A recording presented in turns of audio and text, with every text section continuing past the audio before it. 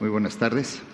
Vamos a dar inicio a la conferencia del día de hoy para informar el comportamiento del COVID-19 en el país. Mi nombre es Víctor Hugo Borja, soy epidemiólogo y director de prestaciones médicas del IMSS. Presentaremos el panorama junto con el doctor Cristian Arturo Zaragoza Jiménez, quien es especialista en epidemiología y en promoción de la salud en la Dirección General de Epidemiología de la Secretaría de Salud. Entonces, empezamos, doctor, con el panorama de cómo se encuentra al día de hoy la epidemia de COVID-19 en México. Adelante, por favor. Gracias. Buenas tardes a todos. Iniciaremos, como lo hemos hecho siempre, con la parte del panorama internacional. El día de hoy, en este panorama internacional, ustedes lo han seguido desde que hemos iniciado el seguimiento de esta enfermedad surgida en China, desde diciembre que surgieron los primeros casos en la ciudad de Wuhan y en la provincia de Hubei, y al día de hoy tenemos un total de casos confirmados a nivel mundial, 509.164 casos. De los casos confirmados, en los últimos 14 días tenemos 377.205 y una tasa de letalidad global de 4.6. Como ustedes han visto, las regiones de la OMS, en su totalidad, las 6 regiones se han visto afectadas en esta parte, y también pueden observar claramente cómo ya muchos de los países de todo el mundo están en esta parte con la transmisión y con la presencia de casos. Todavía podemos observar que en la región del continente africano todavía están algunos países los cuales aún no se han iluminado todavía como debe ser en el tenor con otros países. Si me dan la siguiente, por favor. Este es el panorama que tenemos en nuestro país. El día de hoy tenemos 717 casos confirmados, tenemos un total de 2.475 casos sospechosos, un total de 3.542 casos negativos y 12 defunciones. Ustedes observarán que de estos 2.475 casos sospechosos, son todos estos casos que se encuentran y que están en procesamiento y que tendrán que tener un estatus. Como pueden ver, también tenemos un gran número de casos negativos. Si nosotros observamos nuestro mapa de nuestra querida República Mexicana, podrán observar que tiene unos gradientes de concentración en el color, y tenemos estos gradientes que van de 1 a 50 casos, donde tenemos 27 entidades de la República que se encuentran en ese gradiente, donde tenemos 4 entidades que están en el gradiente de 51 a 100 casos, donde está el Estado de Puebla, el Estado de México, Jalisco y Nuevo León. De 101 a 250, una sola entidad, que es la Ciudad de México. Esto tiene que ver también con la densidad poblacional tan grande que tienen estas ciudades y la búsqueda tan intencionada que se está realizando bajo nuestra definición operacional. Este es el corte que se tiene a las 13 horas. Como ustedes saben, hemos sido muy enfáticos en el corte que se realiza a las 13 horas, donde a través de los canales que tiene la vigilancia epidemiológica sectorial y a nivel nacional de las 32 entidades federativas, envían la información a la Dirección General de Epidemiología, y en donde en la Dirección de Información Epidemiológica se hace el proceso, el análisis y los elementos para los insumos que ustedes día a día tienen, como es el comunicado técnico diario y la presencia de este mapa. Si me dan la siguiente, por favor. Epidemiológicamente es muy importante que vayamos caracterizando cómo ha sido el comportamiento del virus SARS-CoV-2 y de la enfermedad por COVID-19. Esto es sumamente importante porque estamos conociendo el virus, estamos conociendo cómo ha sido el comportamiento, y es importante para que nosotros tengamos esta comunicación con ustedes de forma efectiva y conozcan. De los 717 casos anteriormente señalados, sabemos que el predominio es en los hombres. En cuestión de la atención médica que se realiza, y aquí quiero ser muy enfático, el 89% ha sido en pacientes ambulatorios. Y esto es muy digno de destacar porque son los pacientes, esta parte de pacientes ambulatorios, y solamente el 11% han sido de pacientes hospitalizados. Si nosotros tomamos como nuestro universo a estos pacientes hospitalizados, que son 67 en este momento, podemos identificar que 63% de estos pacientes están hospitalizados pero se encuentran estables, que el 30% de estos pacientes están graves, una terapia intermedia puede ser, y los hospitales intubados, en los hospitales el 7% son personas que están intubadas en este momento, son 5 aproximadamente. Partiendo de esto es muy importante también la atención que se ha requerido por institución, y vemos que están representadas todas las instituciones y la Secretaría de Salud, el IMSS y los privados concentran el mayor número. Podemos observar en la gráfica de barras cómo se va distribuyendo por grupo de edad. Y aquí es muy importante señalar que muchos de estos casos están en edades, en grupos de edad productiva, de 20 a 24, de 25 a 29, de 30 a 35, de 35 a 39, personas que están económicamente activas. De allí la importancia de todas estas acciones de salud pública focalizadas que se deben de realizar, como quédate en tu casa. Si tienes sintomatología leve, quédate en tu casa y contribuyamos al evento que queremos de achatar nuestra curva epidémica para poder tener acciones. Es muy importante destacar lo siguiente, este es un gran mensaje. Tenemos que ver a la enfermedad por COVID-19 como una enfermedad no centrada en el paciente, sino donde las acciones comunitarias y de salud pública, con todas estas acciones anticipatorias que se han realizado de forma conjunta, contribuirán de una manera favorable para que en nuestro país trabajemos fuertemente en esta enfermedad. La que sigue, por favor. Este es el panorama de las defunciones. Tenemos 12, donde el 83% es en hombres. Las instituciones, el 42% están registradas en el Instituto Mexicano del Seguro Social, el 26% en la Secretaría de Salud, 25% en privados y el 8% es representado por el ISSSTE en este momento. ¿Qué es importante? Estas defunciones tienen comorbilidades.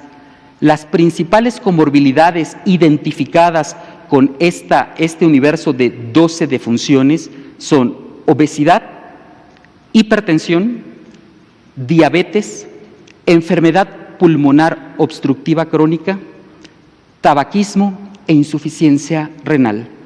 Es por eso que en este momento toda la población que tenga alguna comorbilidad identificada, es importante que tengamos autocuidado de nosotros si ya tenemos identificados, que tengamos control sobre estos padecimientos y que tengamos sobre todo la conciencia en estas acciones de autocuidado. Las defunciones están localizadas en estas siguientes entidades federativas. La Ciudad de México tiene 5, Durango tiene 1, Jalisco tiene 3, Michoacán 1 y San Luis Potosí tiene 2. Si analizamos la distribución por grupo de edad, vemos que están concentradas en los grupos de 55 años de edad en adelante, motivo por el cual siempre se ha enfatizado en el tema del cuidado en estos grupos de edad, para que podamos hacer acciones muy focalizadas. Con esto quiero destacar y quiero ser insistente en que no veamos al COVID centrado en el individuo o en una persona enferma, sino que nos centremos en acciones de salud pública integrales, comunitarias, de promoción de la salud y sobre todo que podamos llegar a través de ustedes y con su apoyo a toda la población mexicana para que ustedes sean nuestros aliados en la medida y en la difusión de todas estas grandes acciones que se están realizando por parte del sector. Antes de finalizar esta parte para dar paso al doctor Víctor Hugo Borja, quisiera decirles y quisiera comentar y agradecer a todas y a todos el personal de salud de todo el sector que está trabajando fuertemente en acciones desde lo local, en los hospitales, en la parte administrativa. Y agradecer también mucho a la Dirección General de Epidemiología por todas las acciones que han realizado en esta parte y que seguiremos realizando en el análisis de este comportamiento, a la Unidad de Inteligencia Epidemiológica y Sanitaria por su monitoreo de los 365 días, las 24 horas, pero muy en especial también a la Dirección de Información Epidemiológica de la Dirección General de Epidemiología, que está constituida por hombres y mujeres mexicanos comprometidos con el país. Muchas gracias. Gracias, doctor Zaragoza. Si pasamos la siguiente, por favor.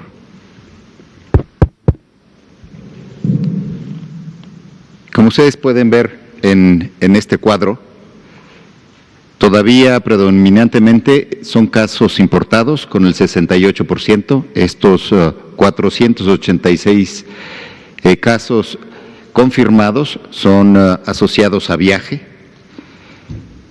y se asocian a estos viajeros que han llegado aquí o a estos casos importados, 177 casos que son el 25%. Estos casos son casos que no podríamos evitar en su mayoría y lo importante que mencionaba el doctor Hugo López-Gatell es para pasar de la fase 1 a la fase 2, es la actividad comunitaria, que es la que estamos vigilando, que son estas medidas de aislamiento social, de quédate en casa, de higiene de manos y de las capacidades como sociedad para responder que pueden disminuir estos casos que se llaman sin antecedentes, que son la transmisión comunitaria. En la gráfica que les mostramos, no se muestran cuándo identificamos los casos. Esa sería por la fecha de registro o la fecha de identificación. Para los epidemiólogos es muy importante cuándo se contagian. La fecha más cercana al contagio es la fecha de inicio de cuadro clínico. Si decimos que entre la fecha de contagio y los síntomas hay un promedio de 5 a 7 días y que puede ir hasta de 14 días, esta gráfica lo que muestra es cuándo se encontraba la población en esta actividad o cuándo se infectaron lo más cercana posible a esas fechas. Entonces, como ustedes pueden ver, el primer caso que se asocia con transmisión en la comunidad, que ponemos aquí, que no pudimos identificar que se asociara a un viaje, es el 6 de marzo. Y lo que tenemos que muestra aquí es que a partir del 18 de marzo hay una actividad mayor de transmisión comunitaria. Les hemos mostrado una gráfica en el pasado de casos acumulados y estos siempre van para arriba. Esta aparentemente va hacia abajo porque todavía los casos que se van a reportar o los casos que están en el periodo que todavía no muestran los síntomas van a ser reportados después, pero ya se infectaron. De tal manera que esta gráfica va a ir hacia arriba y siempre va a mostrar como 5 o 6 días una tendencia hacia abajo. ¿Qué es lo importante de aquí? Que todavía los casos de transmisión comunitaria son pocos. Todavía estamos a tiempo de actuar con el aislamiento social, con quédate en casa, con evitar salir si no es necesario y con la higiene de manos y con la sana distancia. Si mantenemos su sana distancia, vamos a poder continuar achatando la curva. Esta se puede seguir aplanando. Hemos anunciado que cerca del 18 de abril tendremos una actividad más intensa. Esto quiere decir que en las siguientes semanas, después del 18 de abril, en algún momento se presentará el pico máximo, pero para evitar que lleguemos a un pico muy alto, es importante que todavía nos quedemos en casa, que cuidemos a los mayores de 60 años, que son los que tienen una mayor riesgo. ¿Y por qué podemos pensar que vamos a tener una tasa de ataque menor en México que en otros países y que sí lo podemos lograr, o que la curva va a estar más plana? Hay varios factores. Las tasas de ataque, que es lo que la proporción de la población que se va a infectar, depende primero de las características del virus. Eso ya conocemos el R0, que es el número de personas que contagia una persona infectada, pero esa puede disminuir con las medidas que se hagan, con las intervenciones que hagamos. Pero también depende de la edad la gravedad de los casos y la carga que van a tener los servicios de salud depende de la edad de las poblaciones. En España y en Italia son poblaciones más viejas que en México. Es una ventaja que nosotros seamos una población más joven. Los casos pueden ser que tengamos una proporción más mayor en los más jóvenes y por tanto menos grave. Este es algo que tiene una ventaja, pero también tenemos una desventaja, que por familia es un número mayor. El número de habitantes en cada hogar es un número grande, tenemos muchas familias extendidas, de tal manera que lo más importante que podemos hacer son estas medidas de distanciamiento social, de su sana distancia, para continuar y achatar la curva. ¿Estamos listos para las preguntas? Allá, por favor. Buenos días, David Pérez de Tejada, de Audiorama. 3 preguntas básicas. Una, ¿cuál sería la explicación para toda esa gente que pone en duda los números que nos presentan, sobre todo cuando hacen la comparación de los infectados en la frontera y en el lado mexicano hay pocos? ¿Eso cuál sería una explicación que le pudiera quedar a la gente claro? Porque en redes sociales distribuyen una serie de fakes que causan ruido a esta información que nos brindan. La otra es que también en redes sociales que se están transmitiendo sobre llega a tu casa, quítate la ropa, los zapatos, ¿funciona? ¿No funciona? Son medidas que se podrían adoptar para prevenir esta infección. Y la otra es para el doctor Víctor. Hay empresas que están despidiendo gente, quitándoles el seguro. Habría un llamado del sector salud a esas empresas para que no dejen desamparada a la gente que está mandando a sus casas. Hay gente que la están mandando pero sin goce de sueldo. En nuestro país, una de las grandes fortalezas que tenemos es el Sistema Nacional de Vigilancia Epidemiológica, que no descansa y que vigila muchísimas enfermedades.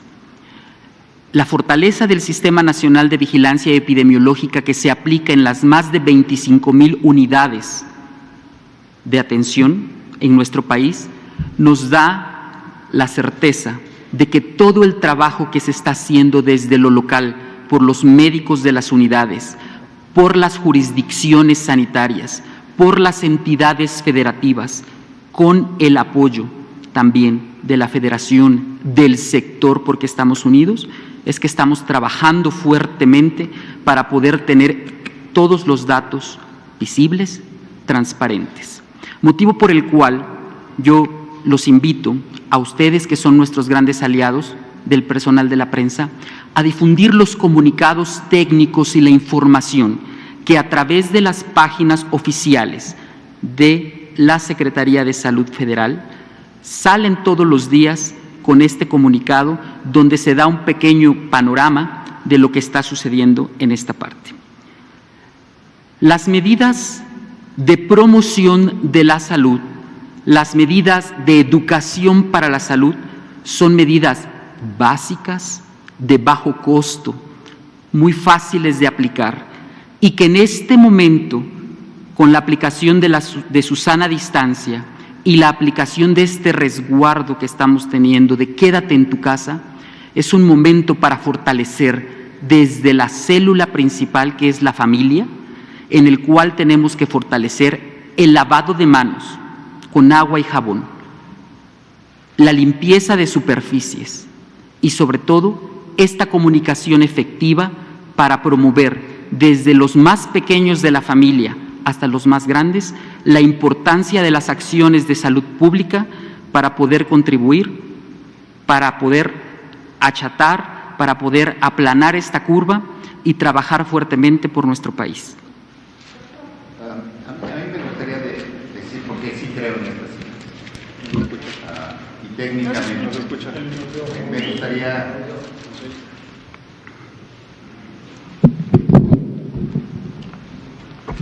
Me gustaría decir por qué sí creo en estas cifras. Y más ahora que tenemos el cambio en la definición técnica de lo que es un caso. Al principio teníamos una definición que decía, si tienes estos síntomas y además has viajado en los últimos 14 días de estos países, te vamos a considerar un caso sospechoso. Esta definición se cambió, ya no se requiere haber viajado porque ya tenemos la demostración de la transmisión comunitaria y la cifra, y si además está muestreando a un número de aquellos casos leves, pero los casos leves no son los importantes. Los importantes son los casos graves, y estos casos graves se están mostrando al 100% de las neumonías atípicas, y la proporción de casos confirmados entre estas neumonías atípicas no ha subido mucho en los últimos días. Por eso sí creo todavía en las cifras. No quiere decir que no va a subir mucho más. Todavía estamos en esta fase no todavía de una gran transmisión comunitaria, y por eso decimos que estamos a tiempo. Todavía podemos intervenir. Son las medidas de las empresas. La Secretaría de Economía ha tomado algunas medidas. El IMSS está dando este apoyo para facilitar las incapacidades, y pronto el director general anunciará algunos apoyos que junto con el resto del sector darán para las empresas. Gracias, buenas noches, doctores. Preguntarles, han circulado el día de hoy en redes sociales versiones sobre una supuesta modificación que hizo por parte del sector salud con el incremento de neumonías sobre 2018-2019 con respecto al 2020. ¿Nos pudieran aclarar esta situación, por favor? Gracias. En el IMSS muestramos todas las neumonías. No tenemos un incremento muy importante. ¿Qué hemos notado? Tenemos más incapacidades por infecciones respiratorias agudas, sí, porque la gente está acudiendo más a los servicios de salud, porque además quiere saber que no tenga el COVID-19. Eso se ha incrementado en muchos de los estados, pero no tenemos una ocupación hospitalaria mayor a la observada por problemas respiratorios todavía. Todavía no termina la temporada de influenza, todavía estamos con casos de influenza. Muchas de las hospitalizaciones todavía se deben a influenza. Estos disminuirán en los siguientes días y tendremos una mayor proporción de COVID-19. Hubo una modificación de las cifras que se hubiesen registrado en 2018 y 2019 con respecto a las de esta ocasión, de este 2020. Gracias. Las neumonías es un padecimiento que siempre se registra, que cada año se vigila, que pueden ser de diversa etiología, viral, bacteriana, y que justo en este momento este padecimiento forma parte de los que se están vigilando con mayor énfasis. En los comparativos que hemos tenido no se han identificado, un incremento en las últimas 2 semanas.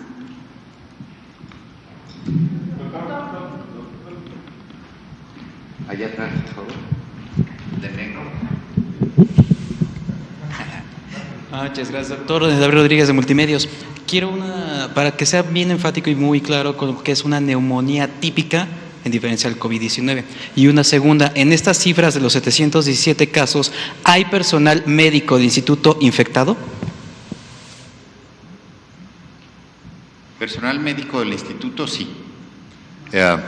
Tenemos 5 casos asociados a muchos de ellos a viaje, y tenemos otro personal de salud que también se infectó cuidando a un paciente confirmado en su práctica privada. Las neumonías atípicas. Las típicas son aquellas neumonías bacterianas donde hacemos un cultivo y descubrimos bacterias, no virus. Hay otros también virus que típicamente se obtienen en la comunidad, le llamamos adquiridas en la comunidad. Otras que se adquieren durante el proceso de atención médica o asociada a la atención médica son las que se adquieren dentro del hospital. La gente puede llegar sin la neumonía y durante el proceso de atención adquirirla, y estas son las que llamamos asociadas a la atención a la salud. Esas son las típicas, y estas otras son las que no tienen un agente etiológico definido. Cuando se tiene el agente etiológico definido, no es considerada atípica. Sí. Genial. Desde que detectaron el primer caso de transmisión comunitaria, han incrementado el número de pruebas. Y segundo, si ya no es necesario tener el antecedente del viaje al extranjero, ¿esto significa que la gente que acuda a los servicios de salud puede tener la seguridad de que le van a aplicar la prueba? Porque había muchas denuncias de que no se estaba aplicando a menos que se demostrara que hubiera viajado al extranjero. Le van a aplicar la prueba a todos los casos graves. Todos los casos que estén hospitalizados se les aplica la prueba, y aquellos que sean de funciones que por definición también sean casos sospechosos, también se le toma la prueba. A los casos ambulatorios se le toma solo al 10%. No es el manejo clínico y la decisión de quedarse en casa no depende del resultado de la prueba. A todos los casos sospechosos se les envía aislamiento domiciliario. Sí. Si aumentan los casos graves, va a aumentar el número de pruebas, y el aumento también de casos leves va a ir aumentando con el tiempo, pero solo se tomará al 10% de estos casos. Es innecesario hacer más muestras. Lo importante en esta vigilancia son los casos graves, y eso se les seguirá tomando al 100%. Gracias, doctor. Muy buenas tardes. Julio Omar Gómez, de Baja California Sur. Ayer usted creo que leyó una carta haciendo referencia sobre las manifestaciones de los profesionales de la salud, en donde pues también son solidarios a la falta de equipo de protección personal. Sin embargo, esta carta no es suficiente para ellos. Ellos quieren tener los datos duros de cuándo se le va a hacer entrega de este equipo para dar la atención a los pacientes, sobre todo para no correr riesgos como los ya que mencionó las personas profesionales de la salud que han estado contagiados.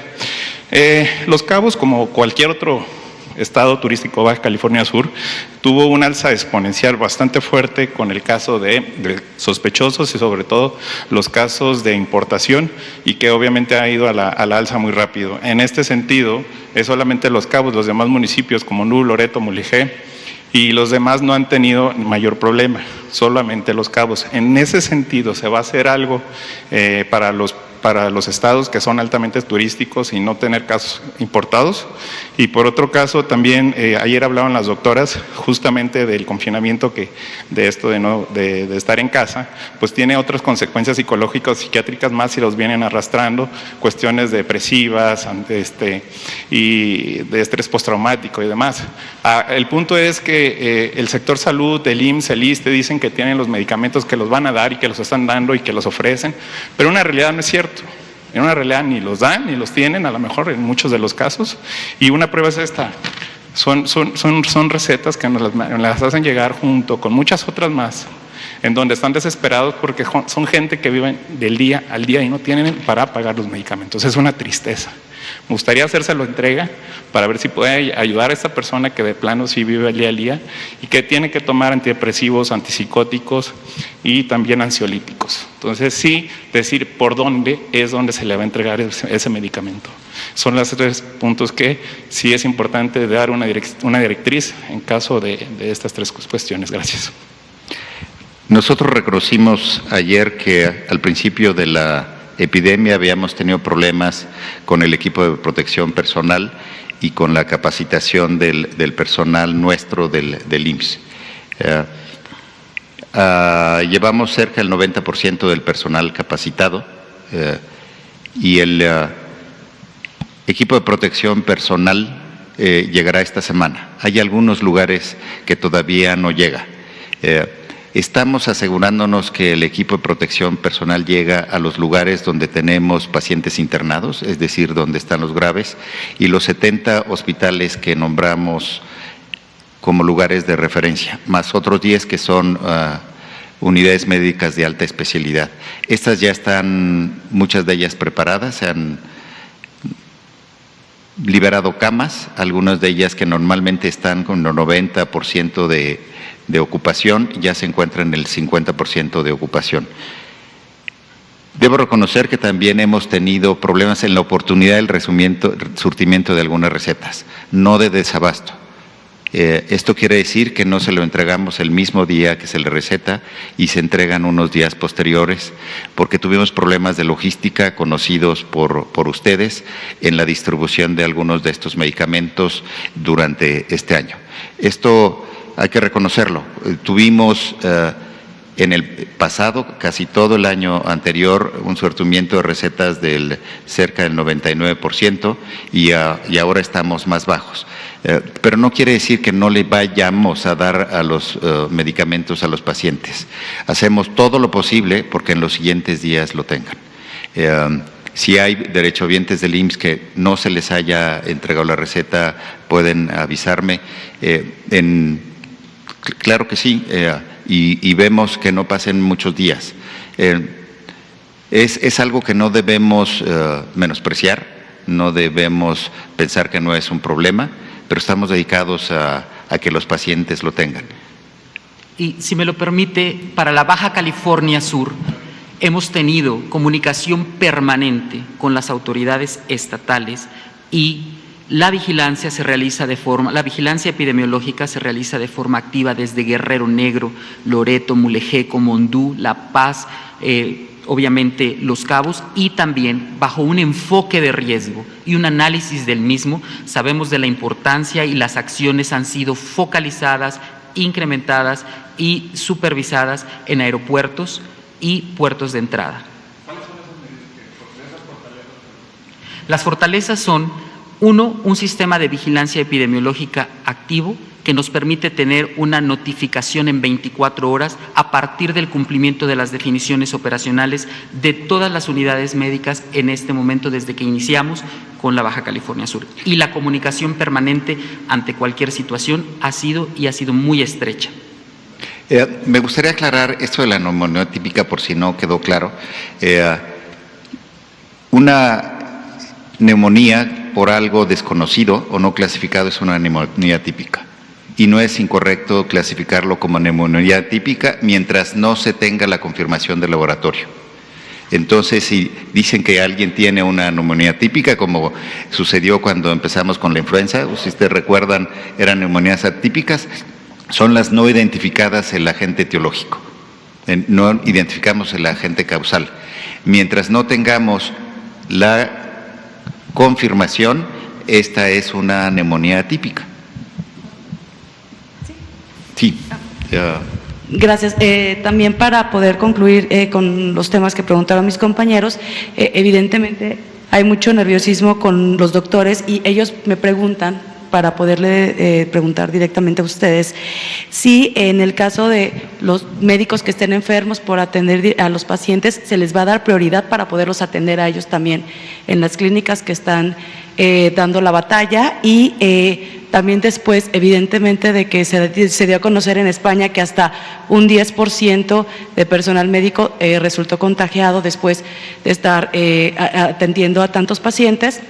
Ellos también quieren saber cómo le van a hacer ustedes para disminuir el riesgo, porque me comentan que aunque ya les empiezan a llegar algunos uniformes, por ejemplo, me comentan que los cubrebocas son los normales, que no son de N95, y que también ellos han tenido que comprar overoles directamente en estas tiendas de construcción. Y no solo eso, sino que cada vez son más el personal, por ejemplo, camilleros o enfermeros de hospitales privados que están llegando a las instituciones públicas a llevar a los enfermos, y están viendo la disparidad entre los trajes, y eso los tiene muy nerviosos. Y la otra cosa que reclaman es que también han llegado ya pacientes, esto sucedió en el 20 de noviembre, el miércoles a las 2 de la tarde, que llegó un paciente ya muerto en el traslado, y entonces que ya no se le hizo prueba. Y ahí también quisiera preguntar si ya en los casos de personas que mueren, y si no se les hizo la prueba antes, se les va a hacer autopsia y se va a mandar el cultivo como se hizo en influenza en 2009, o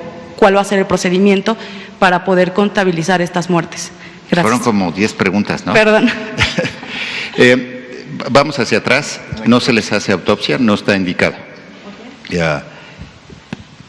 En el caso del paciente que llegue muerto y no se le haga la toma de muestras, si reúne los criterios, porque no todos los pacientes que lleguen sin vida a las unidades reúnen los criterios, tiene que haber tenido previamente la sintomatología que sabemos que se asocia con COVID, se le tiene que tomar a todos. Y en el caso de si vamos a dar prioridad a los médicos, tenemos que atender bien a todos, tenemos que atender bien también a nuestros médicos. Ellos se arriesgan, y algunos de ellos, de nuestros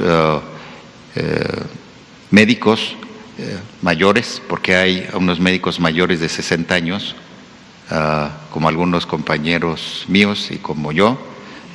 Yo tengo un poquito más, pero no tantos, pero hay algunos compañeros que están en los hospitales que tienen 70, 75 años y que quieren seguir ahí, porque es para lo que decidieron dedicar su vida. Y aunque tengan mayor riesgo, se están cuidando. Permítame decirle que la tasa de ataque secundario, que le llamamos así, en los contactos es cerca del 20%, entre el 20 y el 25% se estudió en Japón, de los pacientes confirmados que dieron sus contactos, después se los siguieron durante un mes y se vio cuántos de estos se enfermaron. Entre el 20 y el 25% enfermaron. Y esto también se observó en los cruceros, donde están más confinados. Con los contactos que se encontraban en los cruceros, se estima que es cerca del 20%. Si pensamos que el personal médico está en contacto cercano y hubo una tasa de ataque del 10% o que el 10% enfermó, quiere decir que nada más se logró reducir con las medidas de protección personal a la mitad de ese riesgo. Nosotros esperamos, con el equipo adecuado, poder reducir ese riesgo. Pero el equipo adecuado no tiene que ser sofisticado. Hay que comprender el mecanismo de transmisión, y es por gotas. No anda volando en el aire siempre. Para eso necesitaríamos, con el caso del ébola, un traje de estos que ustedes ven en la televisión de los blancos, que es el Tyvek, que tiene que proteger a todo el cuerpo. Acá no. Lo importante es que se puedan cubrir los ojos, la nariz y la boca. Si logramos una buena protección de ojos, nariz y boca, es una gran ventaja. Si tenemos un traje grande que le cubre todo, pero no sellan bien los gogles, ya me toqué la cara, si no sellan bien los gogles o no sella bien el N95, cuando se están haciendo procedimientos que producen aerosoles, cuando están intubando a un paciente o cuando están en un proceso de ventilación, ahí hay un gran riesgo. Pero ahí es cuando se requieren los N95 y cuando van a tomar una muestra. Si están en una consulta simple o nada más pasó el paciente al frente, no se requiere un N95, esos debemos dejarlos para aquellos que están haciendo los procedimientos de mayor riesgo. Y les pedimos a todos, yo he visto a mucha gente en la calle con N95, hasta algunos muy sofisticados y algunos en forma de pato y demás, no se requieren. No debemos comprarlos, dejémoslos al personal médico que va a hacer procedimientos de alto riesgo. Si tienen un paciente en casa, que el paciente se ponga cubrebocas y cuando pasen a su cuarto, atenderlo también. ¿Qué es lo que tenemos que hacer en casa? Cubrirnos con un cubrebocas, pero que el paciente se quede en su cuarto. Por eso en el IMSS estamos buscando, si para aquellas familias que viven todos en un solo cuarto, buscar dónde podemos aislar al paciente. Mientras no tengamos una gran concentración, podríamos buscar ubicaciones alternas para usar para aislar a los pacientes. Y por eso la labor que hace Trabajo Social en el IMSS es importante para ver toda la cuestión socioeconómica y social del paciente. Sí. Y es precisamente para la compañera reportera que por eso insistimos, quédate en casa, sana distancia. No queremos que los hospitales se saturen de los pacientes respiratorios. Por eso la importancia de, si tú tienes la sintomatología leve, resguardo en casa. Medidas básicas de promoción, sana distancia, lavado de manos. No queremos ver hospitales saturados. Por eso insistimos tanto y pedimos el apoyo de ustedes para que nos ayuden con esa difusión. Quédate en casa, sana distancia. Protejamos también a nuestros médicos, que ellos han y dedican, no solo los médicos, sino todo el personal de salud que está en los hospitales de cualquier sector, para que ellos sean las personas que atiendan a estos pacientes cuando lleguen y no tengamos una sobresaturación de los servicios. Gracias. Hasta la semana pasada había 3 bebés menores de un año que habían sido infectados con COVID-19, uno en la Ciudad de México y otros 2 en 2 diferentes estados de la República Mexicana. Mi primera pregunta es si tienen alguna actualización en el número de casos de bebés menores de un año que estén infectados con COVID-19. Y la segunda es, en este mismo sentido, si el Gobierno de México tiene algún plan para apoyar a las mujeres que entran en aislamiento por pues estar infectadas con este virus y no pueden tener contacto con el bebé, justamente para evitar infectarlo. Si hay algún plan para apoyar de alguna manera que entren en aislamiento y en cuarentena y evitar que este grupo bebés específicamente menores de un año puedan ser infectados, como esto sucedió con el caso de la Ciudad de México, que la madre infectó al bebé y el bebé tuvo que estar hospitalizado por 3 días por caso de neumonía.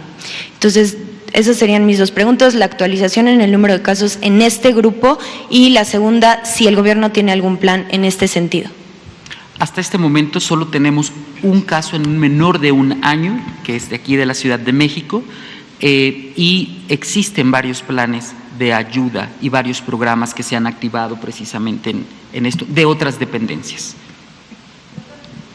¿Cómo cuáles planes?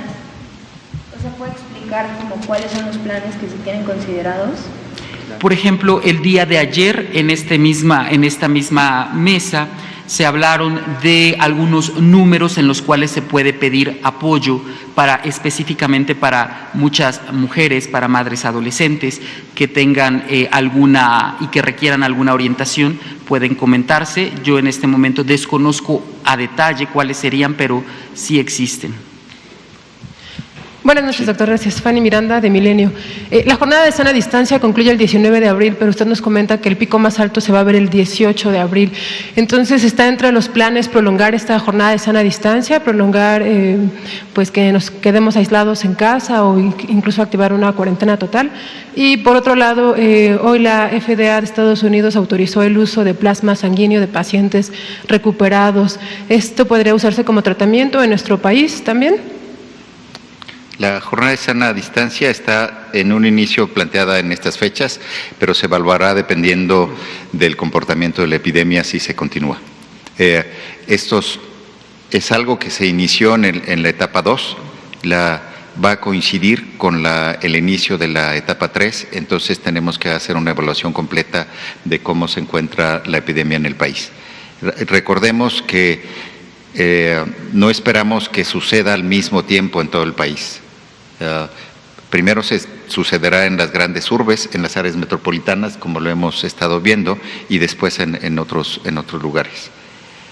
Es decir, que no se extendería para todo México al mismo tiempo. No, si ustedes recuerdan la influenza en el 2009, que fue lo más típico, tuvimos un pico grande en la Ciudad de México, eso no sucedió en Yucatán, después hubo un pico en Yucatán y después en el resto del país ya al final del año.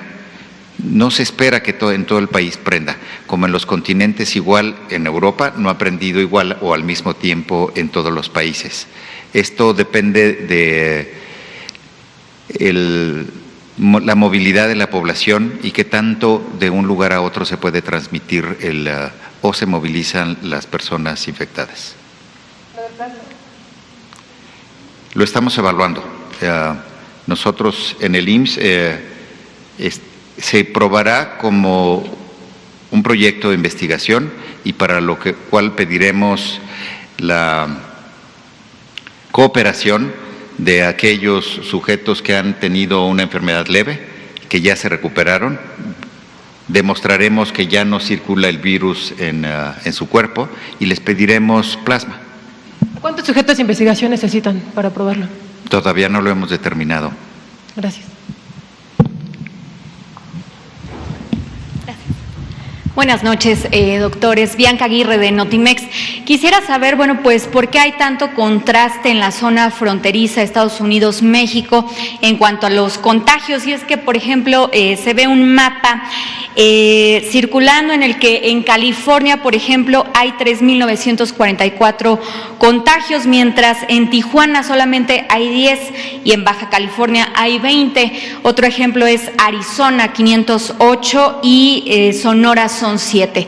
Quisiera saber si esto se debe a la falta de pruebas del COVID por realizar. ¿Qué está pasando? Hay un muro que los divide. Pero la movilidad no es lo mismo al interior de la ciudad de San Diego que entre San Diego y Tijuana. Pero están muy juntos. No se puede comparar. Pero esto no quiere decir que después no tengamos un brote en estos lugares, que el porcentaje de población lo vayamos a tener. Hasta el momento no se ha presentado, pero el muro está haciendo esos efectos.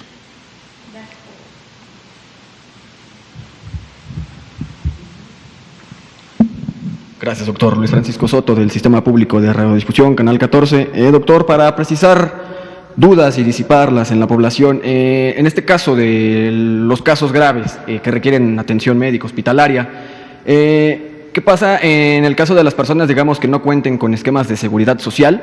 ¿A dónde pudieran acercarse para recibir o solicitar esta atención médica si llegan a presentar complicaciones de salud o posibles casos de COVID-19? Los servicios estatales de salud están integrados en la red del INSABI actualmente, y aquellos estados que no están integrados en el INSABI tienen hospitales de segundo y tercer nivel.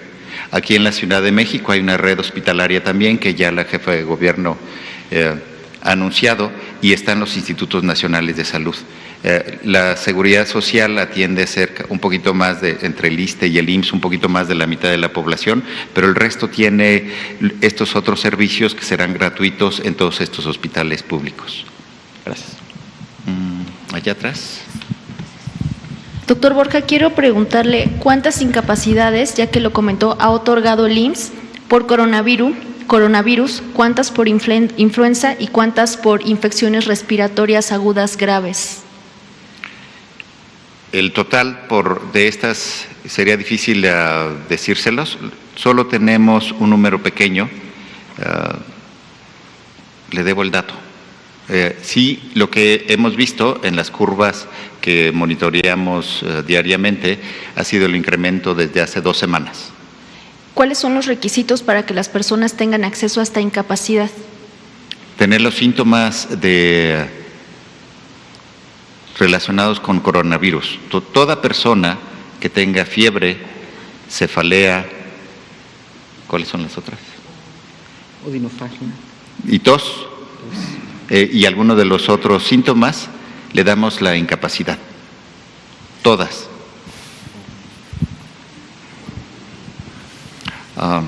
Sí. Con permiso. Adelante, primero.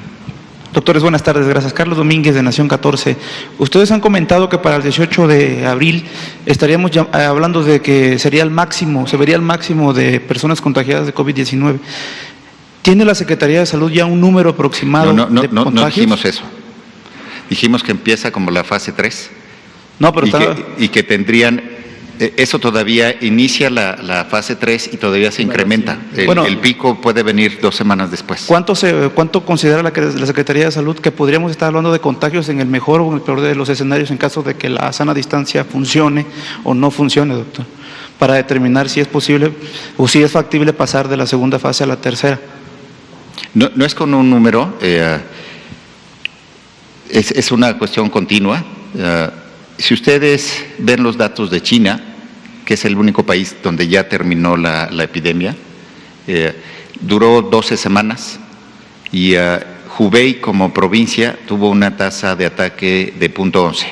Si ustedes dividen la cantidad de casos que oficialmente se reportaron entre la población de Hubei, que tiene como 60 millones, como el número de derechohabientes IMSS, y aplican esa proporción, es como del 0.11% de toda la población que se detectó con las medidas de detección y como se reportaron oficialmente. Si usted piensa que posiblemente la mitad no fueron detectados, porque al principio hubo una transmisión comunitaria que no tenían las pruebas, no tenían identificadas la enfermedad, y la lleva a 0.22, esperaremos un número de casos. Pero nosotros, como gobierno federal, estamos planeando 4 veces más allá de eso para tener todos los insumos para atender a la población mexicana. Preferimos protegernos y guardar los insumos para utilizarlos en influenza el siguiente año y garantizar que vamos a poder tener para toda la población. Esa es la proporción con la que el gobierno federal está trabajando para todas las instituciones. Los cálculos y las compras se están haciendo para todas las instituciones y haciendo los cálculos de la carga de enfermedad de una manera conjunta. Gracias. ¿Hasta allá atrás? En la siguiente usted. Sí. Buenas noches. Yo le quería preguntar, doctor, el método de conteo de los fallecimientos, ya nos han explicado que el corte se hace a las 13 horas. Quería preguntarle, ¿no se presta la desconfianza el hecho de que no se incluyan algunos casos y haya cierta confusión sobre el gobierno federal dice uno, los gobiernos estatales dicen otros? ¿Se puede prestar o no a la confusión o a la desconfianza, por un lado? Y por el otro, el tema de los ventiladores, ¿ya sabe si se van a adquirir más? ¿Han avanzado en ese punto?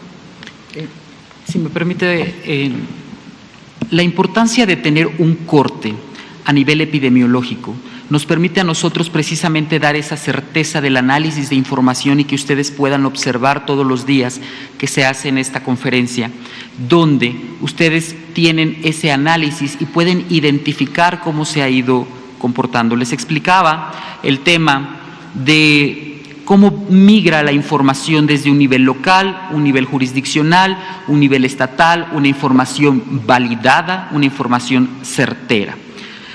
Después de las 13 horas, que es el corte que todo el país conoce y que todos los secretarios de salud conocen y que todas las autoridades del sector conocen, que es el horario establecido, han sucedido algunos de los casos donde algunas autoridades locales en salud han salido a dar un número, un confirmado, incluso una defunción, pero siempre han hecho la acotación que esa información que están teniendo ellos es después del corte. Entonces, ese corte a nosotros nos da la certeza de tener una armonización con las 32 entidades federativas, una información homogénea y que nos permite a nosotros realizar la parte del análisis para que ustedes tengan la certeza de ese corte. Por eso es importante mencionar el horario. Sí, lo podíamos hacer a las 6 de la mañana, a las 12 del día o en la noche, pero tenemos que tomar una decisión sobre un punto de corte y ponernos todos de acuerdo. ¿Sí? Sí. Buenas noches, señores directores. Jaime Hernández, del periódico digital Bajo Palabra. Tal parece que el mensaje de quedarse en casa, en el que se ha insistido últimamente, no lo está respetando un gran número de mexicanos, lo cual podría culminar en tragedia.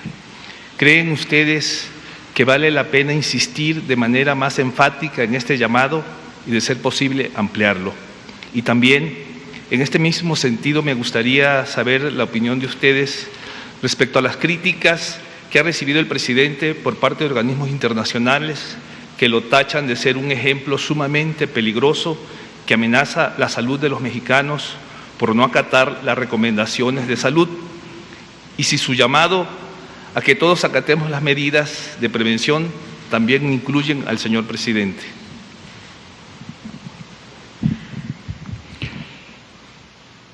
Las medidas deben de ser señaladas, deben de ser difundidas, deben de ser acatadas, sobre todo porque lo que queremos lograr es lo que hemos explicado ampliamente a lo largo de este tiempo. Lo que queremos es no ver rebasados nuestros servicios de atención. Va para toda la población, son aplicables para todo el pueblo de México y, sobre todo, lo más importante es que todas las estimaciones, todas las proyecciones dependemos de esa aplicación de esas medidas. Muchas gracias. Se nos terminó el tiempo, vamos a terminar aquí. Mañana continuará esta sesión. Muchas gracias.